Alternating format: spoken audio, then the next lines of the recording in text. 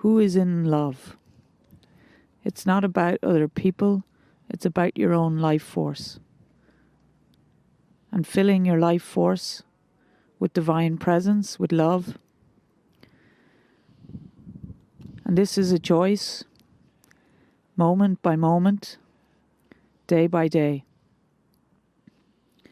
Choosing love, choosing to be in love, is love of life force.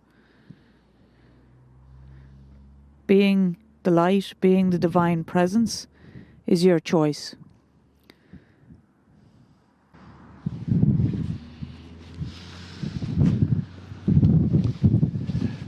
Greetings, dear ones. I'm Kryon of Magnetic Service. The group that is here stands on a windy beach. I'm going to ask all of them to look upon the surf, the beach, and reflect. This is called channeling. My partner steps away, and for a moment,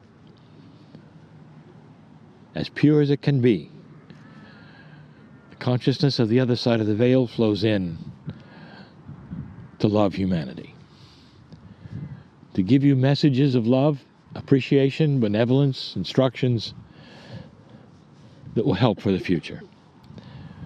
That's the entire reason for channeling.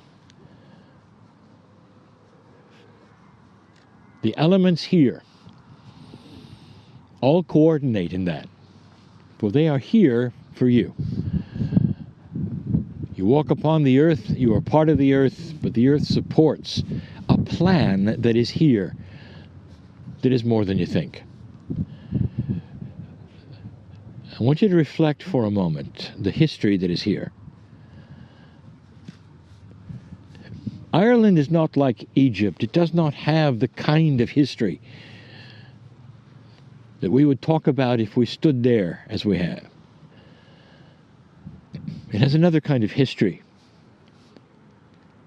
Some of you, perhaps on your tours here, I speak of those who are among you, me. Some of you perhaps have seen the little houses that are overgrown with the bushes and the trees and are falling apart, and it's odd to have them unkempt, standing next to perhaps mansions or factories, and you see them all over Ireland. They're called famine houses. They are the untouched honor of those who died in the famine. Entire families would perish. The children, the adults, the relatives. And in honor of that, they remain untouched. It's an honoring of what took place. It's the love from human to human. There are these kinds of things in each one of you, dear ones. There's the untouched honor of perhaps what has happened in your Akash and who you are. Or what brings you here, perhaps, to Ireland. There is that kind of history in you. As you reflect on who you are today, do you think perhaps there are these kinds of things that you had happen in the past lives? We know what you bring here to this life. We know of the suffering that some of you have gone through, of the disappointments.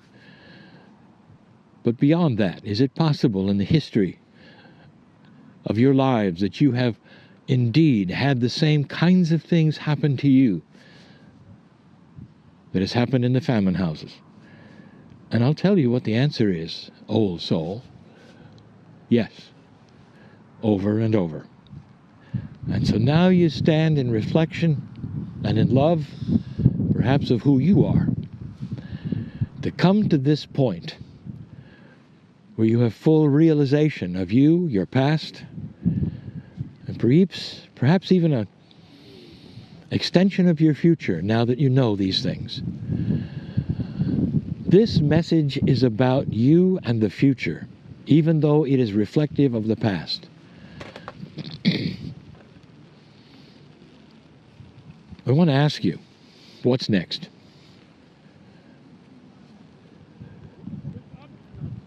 If you could project what is next for you, based upon who you are and what you've experienced, what would you project? I want to encourage you to project that which is benevolent and good, which suits your magnificence and that of the planet. So you can begin working together for the first time in ways you've never done before. The elements speak. The channeling is over. And so it is.